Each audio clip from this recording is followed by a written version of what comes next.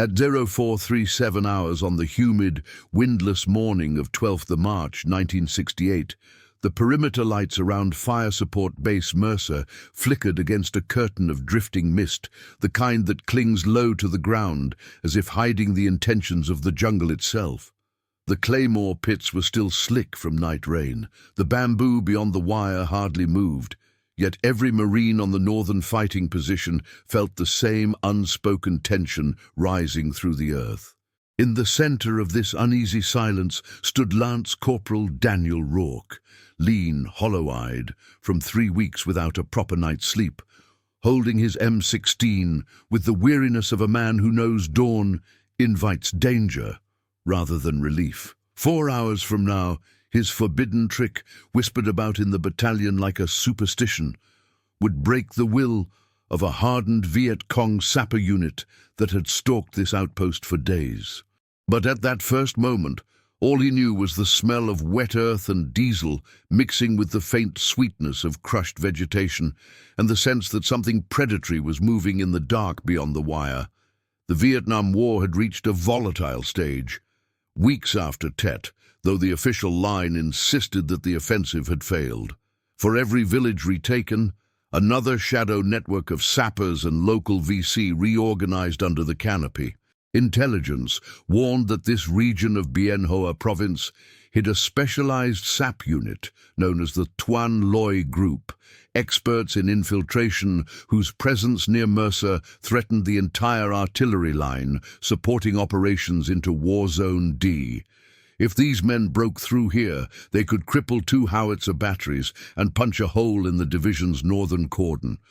Rourke's company, Charlie Company, 1 to 5 Marines, had been sent to reinforce the base and deny the enemy that prize. Rourke had been in country only 6 months, yet that time had aged him in ways that training at Camp Pendleton never could. He carried the ghosts of the Ia Drang Highlands in the tremor of his hands, and the sharp way he reacted to snapping twigs. His squad joked that he slept with one eye open, but there was no humor in it tonight. He felt the jungle leaning inward, listening. Every rustle seemed shaped by intent. And though he didn't speak of it, he sensed the sappers were already near, too near for comfort, too near for standard defenses. Just after 0500, the first radio whisper crackled through the battalion net. Scattered movement, 500 meters north, possibly reconnaissance. The voice belonged to an ARVN regional force outpost nearby, their tone clipped by static and tension. The Marines exchanged glances in the dim red glow of their poncho hoochies. Everyone knew the pattern. Sappers probed before they struck. They tested reaction time, response patterns, fire discipline. They mapped the edges of fear. Charlie Company had rehearsed repelling infiltration dozens of times, yet rehearsals never matched the sickening anticipation that now crawled across their skin. The humidity thickened as the sun struggled to rise behind a bank of low clouds. A menacing stillness settled across the perimeter, the kind that often preceded mortar fire. Rourke felt his heartbeat in the strap of his flak jacket. He adjusted the small pouch at his side, the one containing the forbidden item. It was the reason some Marines called him the Whisperer, though no one ever used the name loud enough for officers to hear. On paper, what he carried violated battalion protocol. In practice, it had saved his fire team twice during patrols west of Hue. But this morning would be different, because today he sensed the possibility of using it not to escape, but to force surrender. Something unheard of when dealing with SAP units trained to die inside an enemy wire rather than give up. The context of the war pressed down on the moment like unseen weight. Command wanted aggressive posture, quick stabilization of the province, and demonstrable signs that the Viet Cong's momentum after Tet had been broken. But sappers didn't care for political timelines. They moved silently through reed beds and irrigation ditches, carrying block charges, Bangalore torpedoes, wire cutters wrapped in cloth to muffle sound. They studied guard routines and wind direction. They used darkness as a weapon, patience as a shield. The Tuan Loy group in particular had earned a reputation for emerging from tunnels like wraiths, slipping past claymores and cutting through wire undetected. Marines respected them in the way soldiers respect venomous snakes, a mix of fear, admiration, and the sharp instinct to kill first. By 0600, the fog lifted just enough for the tree line to reveal its jagged silhouette, black against a warming sky. Rourke climbed into his fighting hole with Corporal Barnes, his team leader, a man whose calm presence made even their greenest riflemen feel steadier. Barnes pointed toward the north berm. "Listen," he whispered. At first Rourke heard nothing, but then, like faint breath through cupped hands, came the telltale sound of feet brushing against wet grass, too light for NVA regulars, too deliberate for random villagers. "Sappers. Observation posts?" Rourke asked. "Already checked in," Barnes said. "They haven't seen a damn thing." Which meant the sappers were already closer than the OP's guessed, close enough to flatten themselves against the earth and crawl with reptilian patience. The Marines tightened their perimeter stance. Claymore triggers were tested, safeties clicked open, and the big guns prepared illumination rounds. But even as these precautions unfolded, Rourke's thoughts fixated on the trick he carried. It felt absurd at times, a bizarre improvisation from a half-remembered field story, something he had refined on patrols until it became a near religion. It involved sound, illusion, and exploiting the psychological terrain that warriors rarely admitted existed. Barnes had seen him use it once and had given no objection, though he'd warned, "If command finds out, you'll get written up." Rourke understood, but he also believed that the right kind of fear, shaped correctly, could stop a man cold. At 0623, the first movement sensors tripped, their faint clicking barely audible above the distant rumble of artillery firing into another sector. Shadows flickered at the edge of the northern wire. A low, metallic sound, wire scraping under tension, sent a ripple of alert down the line. Barnes signaled for silence. Even the birds seemed to stop calling. Then came the unmistakable thud of a Bangalore torpedo sliding into place. "Contact front," Barnes whispered into the radio. Searchlights snapped alive, sweeping across the fog. The jungle erupted with motion. Dark shapes sprinted toward the wire, hunched low, some carrying satchel charges, others machetes wrapped in cloth. The Tuan Loy group had committed. They moved with terrifying precision, cutting through obstacles with practiced speed. AK muzzle flashes burst like orange petals in the haze.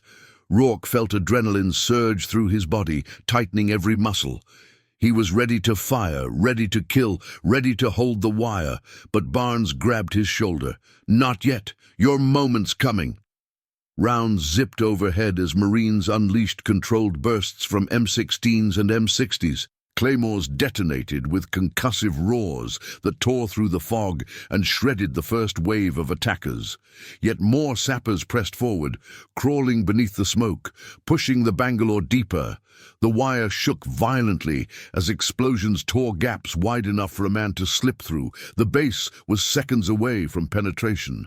Rourke felt his heartbeat slowing, a strange calm overtaking the chaos. He reached into his pouch and wrapped his hand around the device, a modified field radio amplifier wired to a small playback unit, something he'd cobbled together using parts scavenged from damaged gear. To most, it looked like junk. To Rourke, it was a weapon crafted from insight, the idea that fear, when given the right voice, could break even the most disciplined fighter. Barnes nodded at him. "Do it." Rourke rose into a crouch, inhaled the thick air, and prepared to unleash the opening move of the forbidden trick that would, by the end of this assault, force an entire SAP unit to question everything they believed about the unseen dangers lurking inside an American perimeter.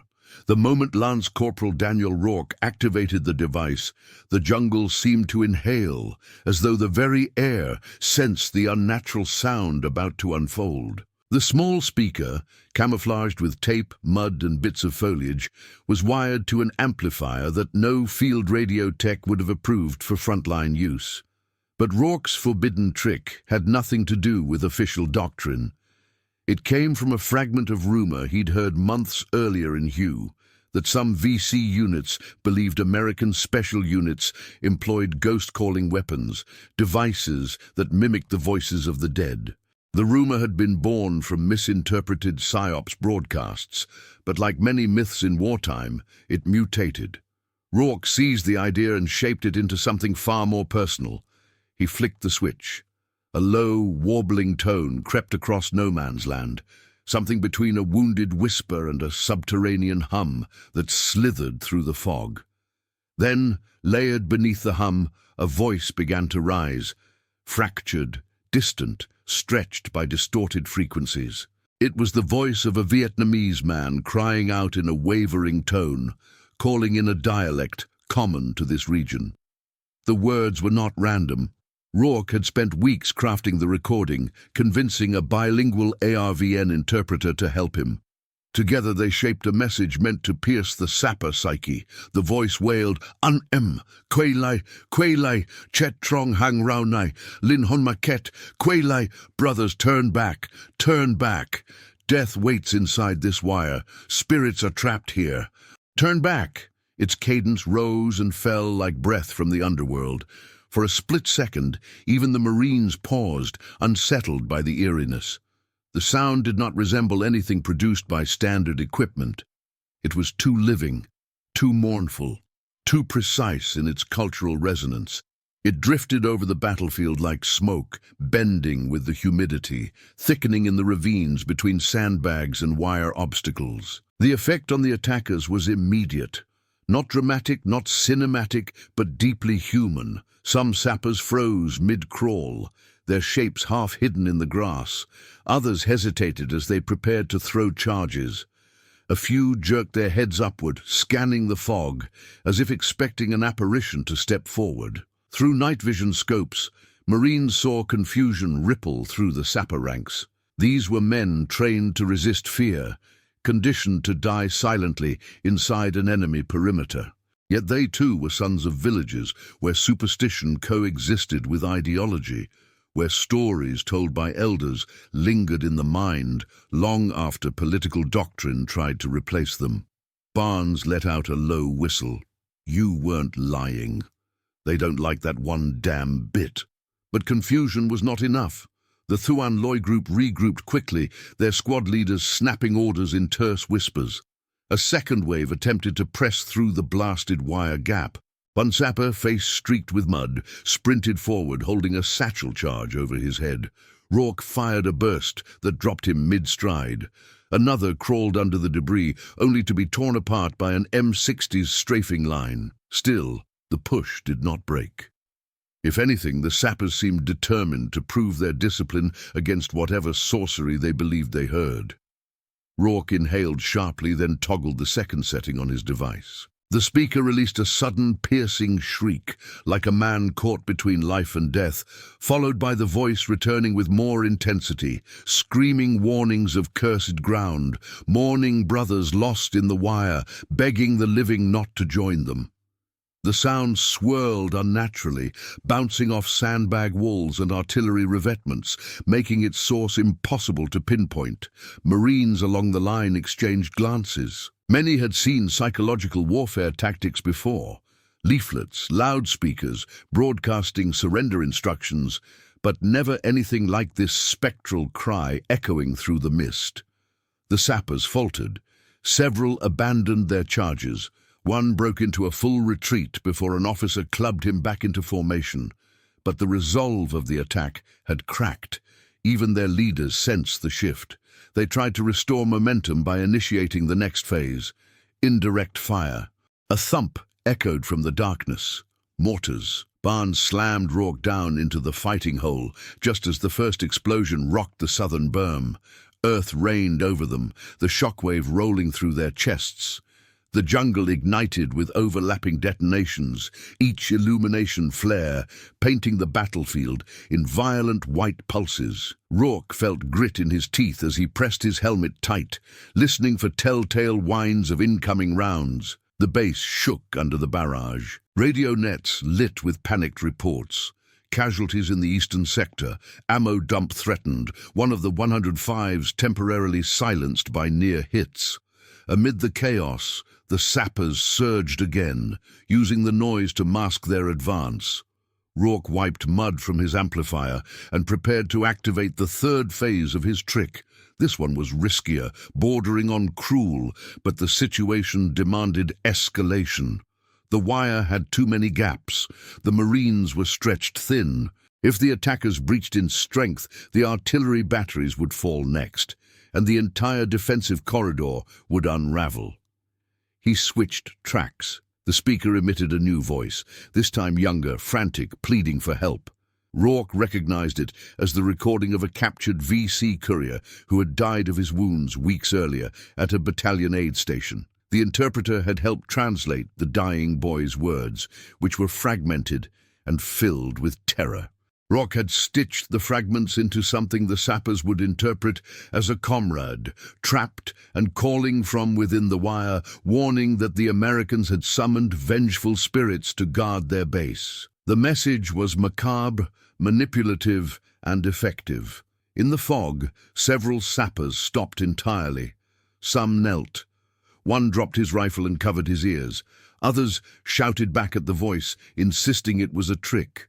Leaders tried to rally them, but hesitation rippled like a fissure under their feet. Rourke fired another controlled burst, not at the hesitant men, but at the officers shepherding them forward. That calculated violence amplified the illusion that unseen forces were punishing the bold while sparing the frightened. Barnes radioed command. Psych effect visible on enemy force. Rourke's device working. They're losing cohesion. Higher headquarters didn't know what he meant, but they heard the urgency. Another mortar landed close enough to shower Rourke with burning fragments. His ears rang violently. He tasted blood. The speaker crackled, but held. He clutched it as though its fragile shell held the fate of the perimeter. The enemy regrouped a third time, but the sapper unit no longer moved like a single entity. They clustered in small knots, each group arguing among themselves. One sapper crawled forward, waving his arms as if warding off unseen demons. Another simply lay flat and refused to move. Then, from within the fog, came a chilling sound. The dull, drawn-out wail of a conch horn, an old guerrilla signal for retreat or regrouping, depending on cadence. Marines stiffened, uncertain of the meaning, but the sappers recognized it instantly. Their entire formation wavered. Rourke seized the opportunity. He turned the device to maximum gain, the speaker straining. The voice of the dead courier rose above the din, crying once more, "Turn back! Curse on this ground! Brothers taken! Leave me! Leave this place!" The final cry fractured into a haunting echo that seemed to come from the earth itself. Something inside the Thuan Loy group broke. Sappers dropped their charges, some scrambling backward on hands and knees, others standing outright and retreating through the brush. A few froze, paralyzed between orders and terror. Their commander, a stern man in faded webgear, tried to rally them, screaming into the fog, firing his pistol in the air. But even he hesitated when the voice reverberated again, when the illusions of the dead clashed with the reality of a failing assault. He shouted something that sounded like a curse, then signaled his men to fall back and regroup beyond the northern paddies. Most obeyed, but not all. A group of 7 remained, huddled near the torn wire, heads lowered, weapons abandoned. Through binoculars, Barnes saw their posture, their trembling, the defeated slump in their shoulders. "They're surrendering," he breathed. Sappers didn't surrender, not this unit, not ever. Yet there they were, an entire squad, immobilized by a fear they could neither name nor resist. Rourke powered down the device, chest rising with ragged breath. But he knew the night wasn't done. He knew the Thuan Loy group would return with fury, ashamed of their hesitation, determined to rewrite what had just occurred. And in the uneasy calm that followed the retreat, he sensed the coming storm, one that would push his trick, his courage, and his very identity as a Marine to the breaking point. For nearly an hour after the sappers fell back, Fire Support Base Mercer existed in a strange, suspended quiet. It wasn't peace. Peace never came to this part of Biên Province, but rather that precarious hush that settles between the fading tremor of violence and the next inevitable strike. Marines stood along the berm, weapons ready, eyes scanning the tree line as smoke drifted like torn cloth across the wrecked wire. The 7 surrendered sappers huddled near the northern gap under guard, their faces pale beneath streaks of mud and powder. They whispered among themselves in frantic tones, each glanced toward the jungle, betraying terror deeper than the fear of capture. Lance Corporal Daniel Rourke remained on one knee beside his amplifier, breathing slowly as he checked the device for damage. The speaker casing had cracked from mortar shrapnel. The battery wiring was singed. The playback unit flickered unnervingly, as though straining from some spiritual burden rather than mechanical stress. Barnes crouched beside him, eyes narrowing at the scorched edges. "That thing's barely holding together," he muttered. "You try it again, it might blow up in your hands." Rourke shrugged, though fatigue sagged his shoulders. "It just needs one more use. Maybe 2. Let's hope not." Around them, the base stirred with urgent activity. Corpsmen tended the wounded. Engineers inspected the wire and spread new concertina coils where the sappers had carved passages. The artillery crews dug out their damaged positions, shoveling mud and sandbags to stabilize the firing pits. Leaders moved between squads, whispering updates with grave expressions. Everyone knew the Tuan Loy group would not accept this humiliation. They attacked with the resolve of true believers, men taught that dying inside the enemy's wire was the purest form of service. Their partial collapse tonight was an aberration, a blow to their identity, and such blows were always paid back in blood. Shortly after 800, intelligence arrived via radio from a nearby ARVN unit. Enemy communications intercepts indicated the Tuan Loy group had split into 2 elements. One fell back deeper into the forest to reorganize. The other, led by their commander, identified only as Captain Hui, remained closer, likely preparing a renewed assault with heavier weapons. Hui was rumored to be both ruthless and deeply superstitious, a paradox common among guerrilla leaders. He believed in discipline, political doctrine, and the invisible rules of the spirit world that threaded through rural Vietnamese culture. Men like him could be swayed by fear, but once fear passed, rage followed, sharp and consuming. Rourke listened as Barnes relayed the intelligence. The words solidified what he already sensed. The sappers were not finished. They were merely changing shape. By late morning, the fog had burned off, replaced by a punishing wall of heat. The sky turned a harsh metallic blue. Sweat crawled beneath flak jackets. The jungle shimmered as cicadas screamed from deep within the canopy. Rourke felt exhaustion creeping through his limbs, but adrenaline kept his thoughts sharp. He kept glancing at the surrendered sappers, particularly at one younger man who sat apart from the rest, staring at the speaker with wide, disbelieving eyes. That man had whispered something when Marines first approached him, something in Vietnamese that the interpreter later translated as, "I heard my brother's voice." The words lingered in Rourke's mind like a splinter. Had the man meant it literally or merely as expression? Rourke didn't know, and the ambiguity troubled him more than he wanted to admit. Around midday, a tremor of distant explosions rolled through the valley, muffled but deliberate. Barnes lifted his binoculars and scanned the northern hills. "Shaping fire," he muttered. "They're clearing a path." "How soon?" Rourke asked. "An hour, maybe less." Marine positions tightened. Ammo was redistributed. Rourke cleaned his rifle, checked his magazines, inspected the fragile wires of his device again. The cracked casing felt warm, as though something within strained to break free. He wasn't afraid of it failing. He was afraid of it half-working, a distortion too chaotic to control, a sound that spooked the Marines instead of the enemy. Time dragged forward under the oppressive heat. At 13:20 hours, the first sign appeared.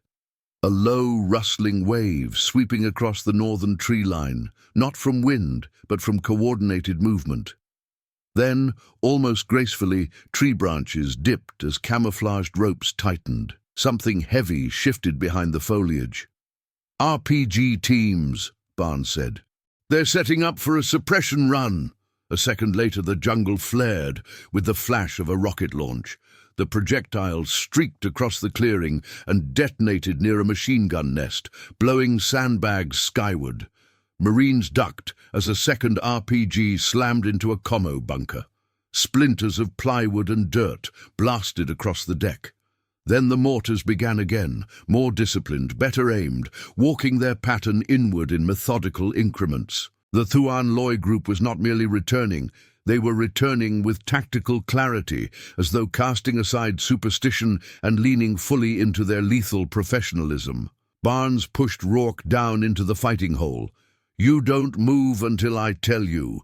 We need you alive for this." Rounds crashed into the base like mallets striking the earth. The ground shook violently. An illumination round burst overhead, showering white sparks that drifted like ghostly embers across the sky. Rourke clamped his hands over his ears as the high-pitched ring of near detonations blurred sound into agony. The radio crackled with frantic reports. "Ammo bunker hit! We've lost the eastern gun team!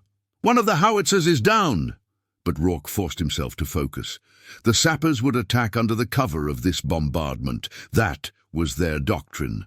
Mortars suppressed, sappers infiltrated, charges detonated, defenders panicked. A base fell. Through the smoke, through the thunder of exploding earth, he heard them. Soft footfalls, the faint metallic scrape of tools, controlled breathing. "They're coming," he whispered. Barnes nodded grimly. "Let them close. Then hit them again with your trick." But Rourke felt a flicker of doubt. What if it doesn't work a second time? "It will," Barnes said. "Not as belief, but as necessity." "It has to." The bombardment ceased abruptly, leaving only the echo of distant ringing. The sudden silence was suffocating. It felt like a curtain dropping, one scene ending, another beginning. Then the jungle exploded with movement.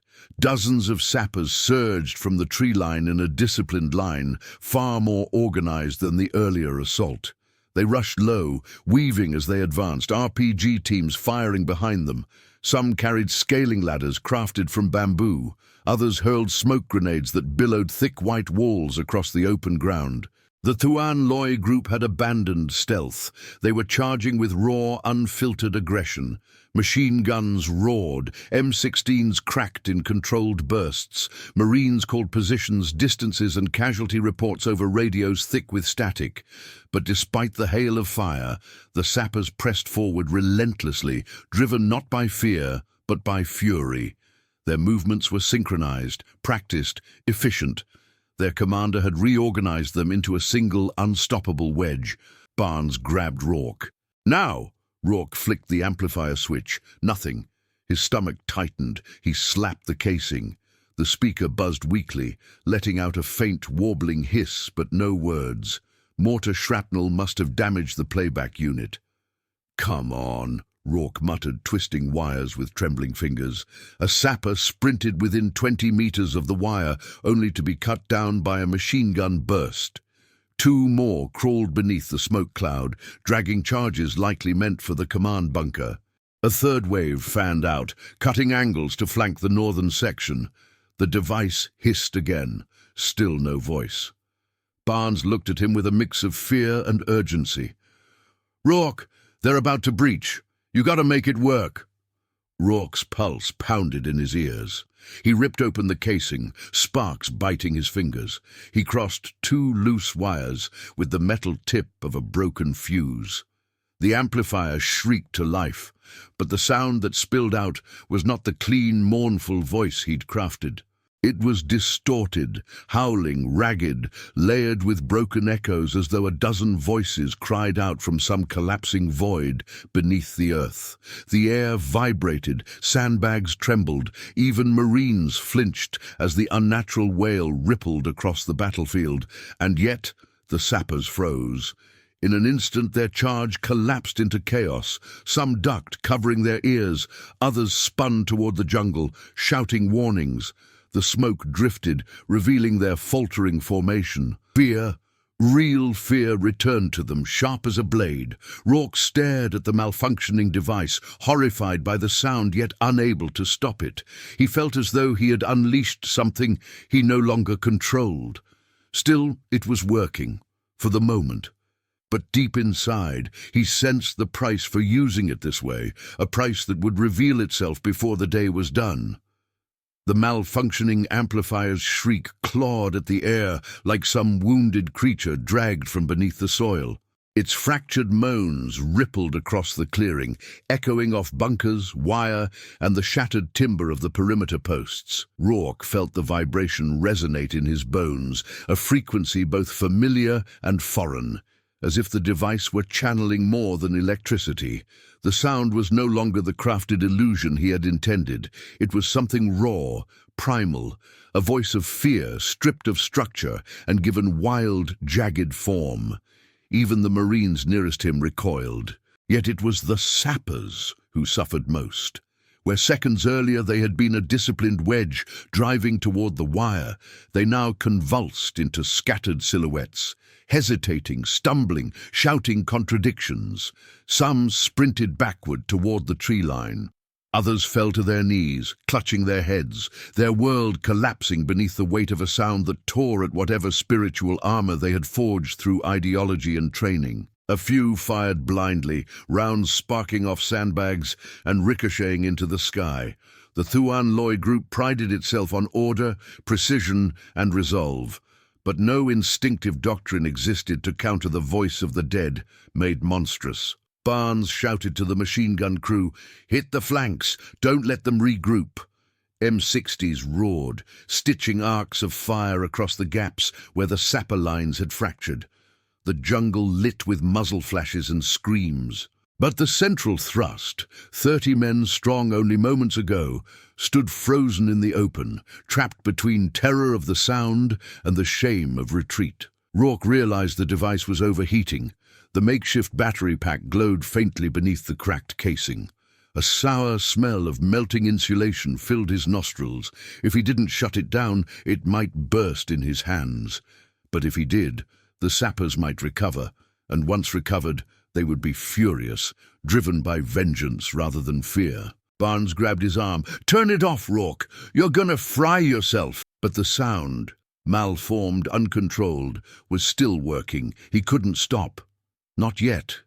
Not until the enemy fully broke. The Thuan Loy commander, Captain Hui, emerged from the smoke like a dark blade, his face streaked with soot, his pistol raised. He shouted commands with ferocity, striking 2 retreating men with the butt of his weapon. His voice cut through the chaos, an anchor dragging scattered minds back to discipline. Several sappers rallied around him, gritting their teeth, forcing their bodies forward against the psychological assault. He pointed toward the northern gap, signaling a renewed push. Rourke saw it happen in slow motion, 6 sappers lowering their heads and charging again, determination overriding terror. Their feet slapped the mud, their shadows lengthened against the smoky light. Their voices blended in a strained battle cry. Barnes raised his rifle, ready to cut them down. An M60 team shifted fire toward the new push. Rourke made his decision. He twisted the final exposed wire together. The amplifier detonated in a burst of sparks. The sound convulsed upward, rising into a piercing crescendo that punched through the air like a blade of pure despair. It wasn't a voice anymore. It was a scream carved from all the fractured recordings mashed together, reanimated through failing circuitry. The noise stretched unnaturally long. A howl that rattled the metal frames of the howitzer pits and sent loose dirt slithering down bunker walls. And then, silence. Broken, suffocating silence. Rourke gasped as the charred device fell from his hands, its internal components sizzling. His palms burned where sparks had bitten through skin. But he didn't feel the pain fully. He was too focused on the battlefield. The sappers stopped dead. A full stop, as if the earth itself had commanded it. Captain Hui froze mid-stride, pistol trembling in his grip. His eyes widened, not with fear, but with dawning recognition. Recognition of superstition unbound, of ancestral warnings he had once dismissed, of omens whispered by his grandmother about spirits that punish the proud. His men stood around him shaking, broken, their breath shallow. Then something impossible occurred. They laid down their weapons, not as a unit, not as a coordinated surrender, but as individuals stripped of the invisible armor that had carried them through years of guerrilla warfare. One dropped his satchel charge and raised trembling hands. Another sank to his knees. A third sobbed openly, his chest heaving with the weight of belief and terror. Marines watching from the berm hesitated, unsure if this was a trick, a feint, or a mass hallucination. Barnes lowered his rifle slightly. "Jesus, Rourke, did you see that?" But Rourke didn't answer. His chest was tight, his breath shallow. He felt the world dim around the edges, not from exhaustion alone, but from the overwhelming gravity of what he'd just done. The line between deception and psychological devastation had blurred into something he wasn't sure he wanted to understand. Captain Hui's pistol slipped from his hand and landed softly in the mud. He raised both arms slowly, fingers spread in resignation. The battlefield went still. Marines shouted warnings, ordering the sappers to lie prone. A few of the enemy complied immediately. Others collapsed, their will shredded. Hai stayed upright, his posture rigid with shame, his face turned toward the sky as though submitting to forces both human and spectral. Rourke watched as Barnes signaled a fire team to move forward and secure the prisoners. Marines advanced cautiously, rifles trained on the dazed sappers. They zip-tied hands, kicked weapons away, and guided the prisoners toward the center of the base. At no point did the Tuan Loy men resist, but as the Marines passed Hui, the commander turned toward Rourke, eyes locking with his across the blistered clearing. It was not hatred in his gaze, not anger, something more complex, something heavier. Recognition, perhaps. Understanding that the man with the ruined device had reached into a part of him the war was never meant to touch. Hai spoke in Vietnamese. Rourke didn't understand the words, but the interpreter later translated them. "You summoned the dead, or you became one of them." The words crept into Rourke's spine like cold rain. Before anyone could process what was happening, the second half of the Tuan Loy group, those who had fallen back to reorganize, opened fire from the north bank of trees. Their discipline had not broken. They had seen the surrender of their comrades and responded with fury. Rockets streaked once more into the base. Barnes tackled Rourke into the fighting hole just as a blast tore through the northern berm, lifting sandbags like feathers. The jungle erupted in shouts, orders, and the clatter of rifles. Marines scrambled to defensive positions while prisoners lay face down in the mud, screaming in terror of their own allies' wrath. Rourke's burned hands throbbed. He blinked against the dust and smoke clouding his vision. His amplifier lay beside him, silent, ruined, but still emanating a faint warmth. It had bought them time, but time was no shield now. Barnes cupped a hand to his ear, listening to the rising chorus of gunfire. "They're coming in force, the rest of the unit, maybe 50, maybe more, and they're pissed." Rourke's stomach sank. His trick was gone, his voice of the dead silenced. All that remained was raw combat, and a Marine squad already battered and low on ammunition. He looked toward the prisoners, shaking, desperate, terrified. A terrible thought entered his mind. One he would never have considered before this day, one that would force him far beyond the edge of anything recognizable within the Marine Corps rules of war. Barnes saw the look on his face. "Whatever you're thinking, don't." But it was too late. Rourke knew the only way to break the next assault was to make the sappers believe the spirits had turned against them completely. And to do that, he would have to use their surrendered comrades in a way no manual, no code, no doctrine would ever condone. The ground trembled beneath the renewed assault, each rocket blast thudding through the soil like distant drums of judgment. Smoke bled across the northern perimeter, staining the sky a bruised grey. The remaining Thuan Loy sappers, those who hadn't broken, hadn't surrendered, hadn't been shaken into submission by Rourke's illusion, were advancing with the cold fury of men who believed their brothers had been taken by something unholy. Their shouts rose in sharp, angry bursts, words muffled by distance and chaos, but their intent was unmistakable. They meant to reclaim their pride in blood. Rourke crouched in the fighting hole, burned hands trembling as he tried to load another magazine. Barnes slapped his shoulder hard enough to jolt him back into focus. "Stay with me," Barnes snapped. "We're not dead yet." The prisoners lay in the mud between the inner firing line and the command post, 13 men now, including Captain He himself. They flinched with every explosion. Their faces were drained of all defiance, all ideology. Even He's hardened eyes flickered with uncertainty.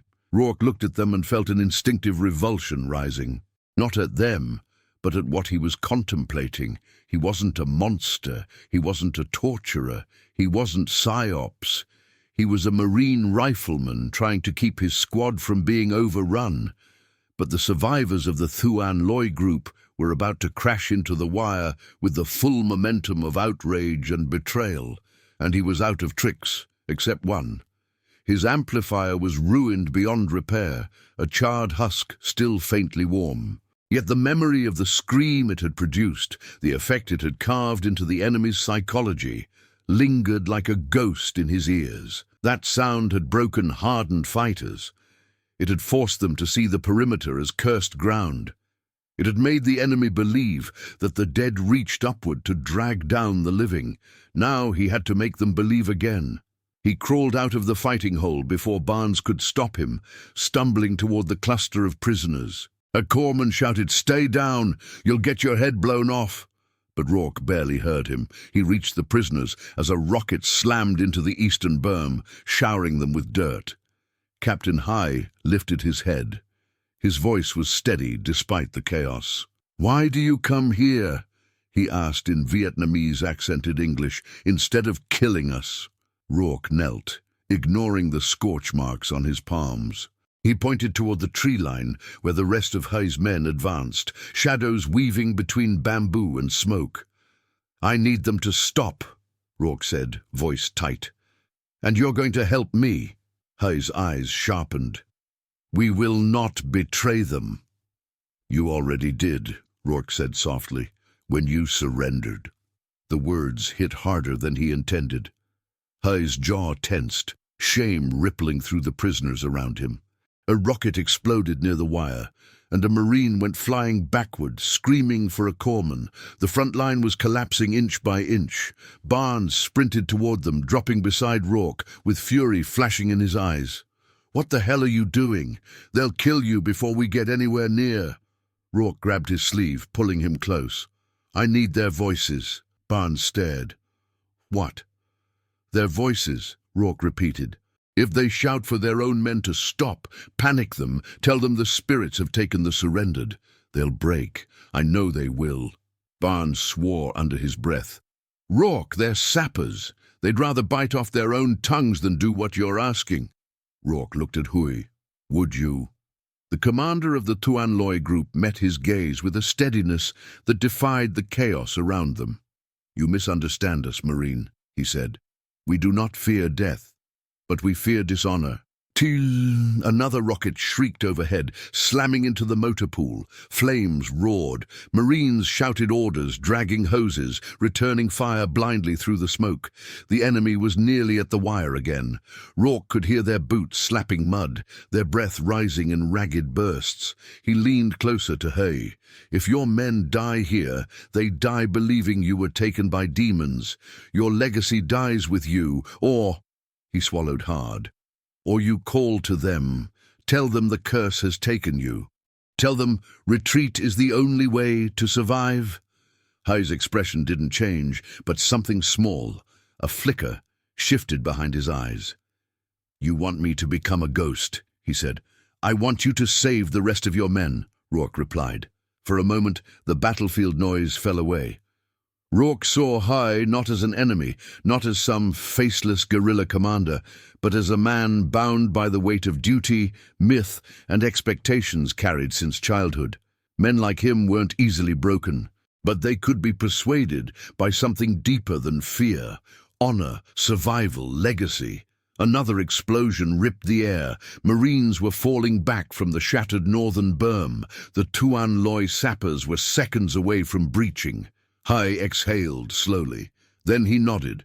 "Untie me," he said. Barnes grabbed Rourke's arm again. "You're out of your damn mind." But Rourke didn't hesitate. He cut the bindings around Hai's wrists. The other prisoners murmured in shock, glancing at one another with expressions torn between dread and duty. Hui rose shakily to his feet. His men were nearly at the wire now, dark figures moving through smoke illuminated by the flicker of flames. Their shouts grew louder. Rage and grief and determination rolled into one voice.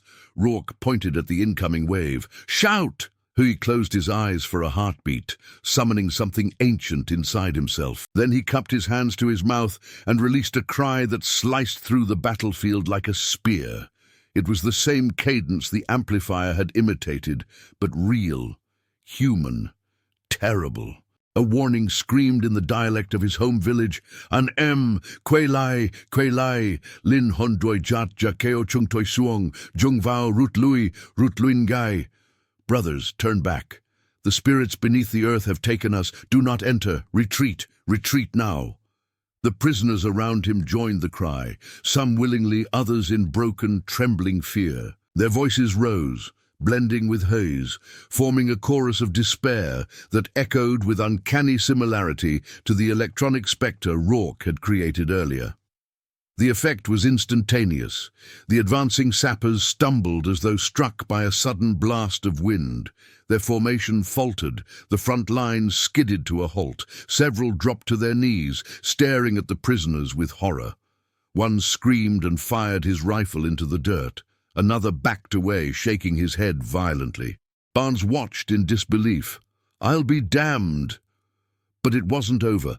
From within the smoke emerged a man taller than the rest, wearing a faded French-era bandolier and carrying an old Mas 36 rifle.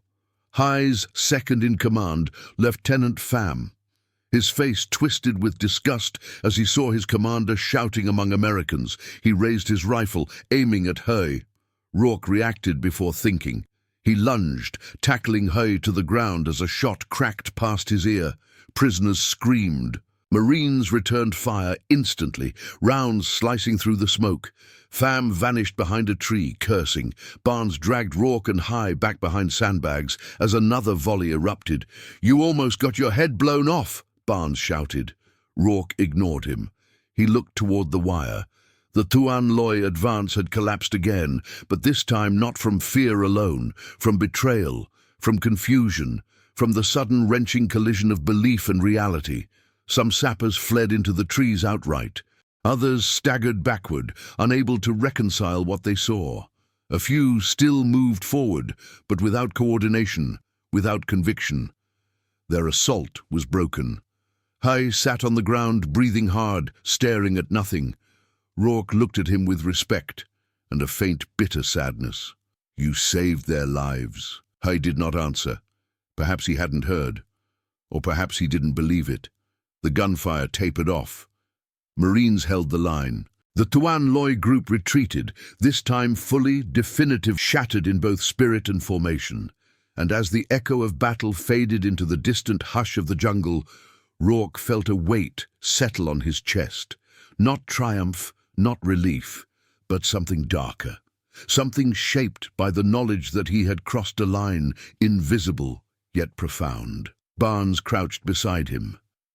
"You did it," he said softly. Rourke didn't look up. "No," he whispered. "We just made ghosts where there weren't any." Below is Part 6, approximately 9,500 characters, concluding the full documentary narrative. Part 6. The smoke lifted from Fire Support Base Mercer in torn grey veils, drifting upward through the ruined tree line like exhausted spirits seeking escape. The jungle settled into a strained quiet, interrupted only by the distant retreating footfalls of the shattered Thuan Loy sapper unit. Marines moved among the debris, hauling sandbags, dragging hoses through lingering embers, tending to the wounded with voices hoarse from shouting. The battle was over, though none of the men yet dared to say it. Victory was too fragile a word for a place where ash still floated in the air and blood-soaked patches of red mud. Rourke sat with his back against a sandbag wall, hands bandaged, eyes hollow. He watched the shapes of the remaining prisoners, 11 now, sitting beneath armed guard, trembling, silent, changed. Captain Hui sat slightly apart from them, head bowed, fingers clasped as though in contemplation or prayer. A Marine medic had wrapped a cloth around his shoulder where he'd scraped it during Rourke's tackle, but the wound seemed insignificant compared to the weight dragging his posture downward. Barnes dropped beside Rourke with a grunt, wiping grime from his brow. "Xiao's calling this one a miracle," he said. "Says he's recommending you for a bronze star." Rourke didn't react. He didn't blink. His gaze remained fixed on nothing.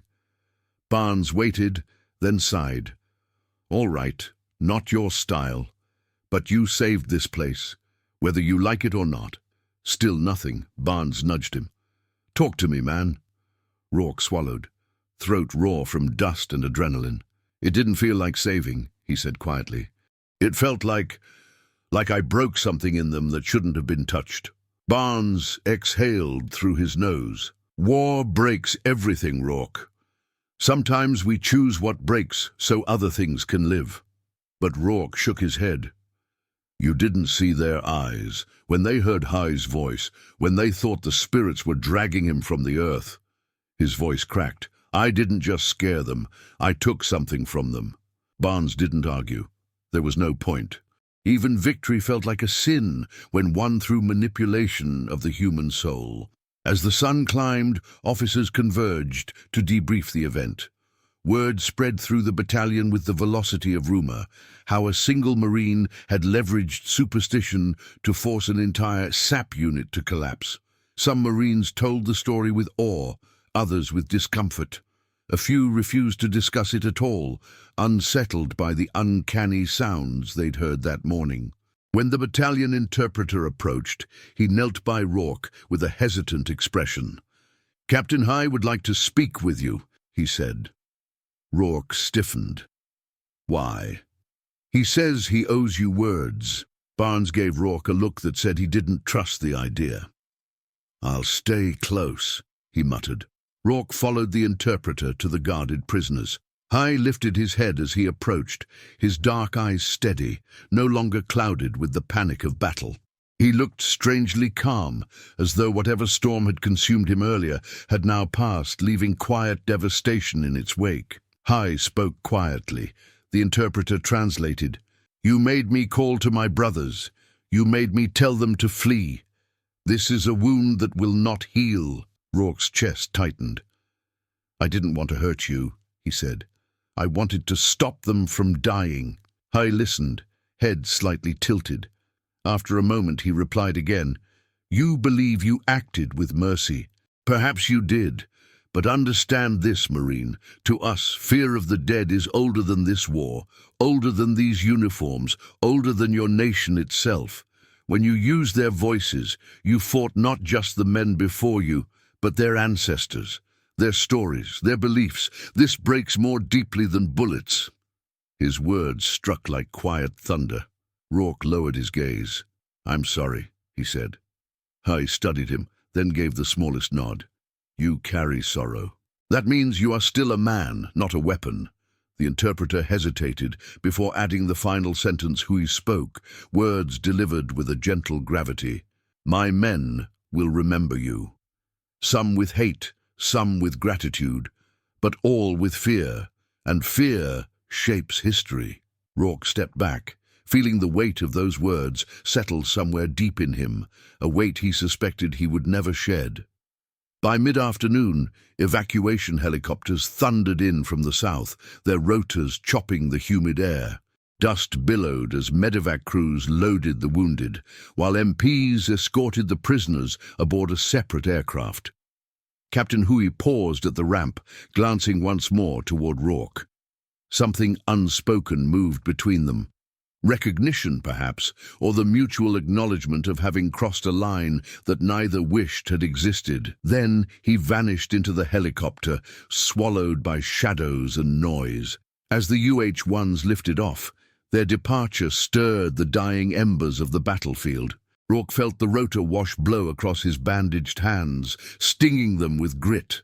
Barnes approached again, this time without humor or reprimand. "You know," he said, "someday, someone's going to make a documentary about this, and they're going to get the story wrong." Rourke managed a faint, humorless smile. Maybe that's for the best. Command formally credited Rourke with preventing the fall of FSB Mercer.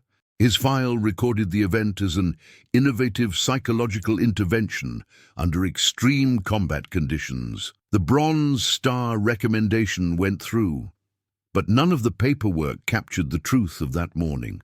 The screams that weren't screams, the faces of men undone by something they couldn't name, the feeling that Rourke had reached into a forbidden place inside himself just to pull his squad back from the brink.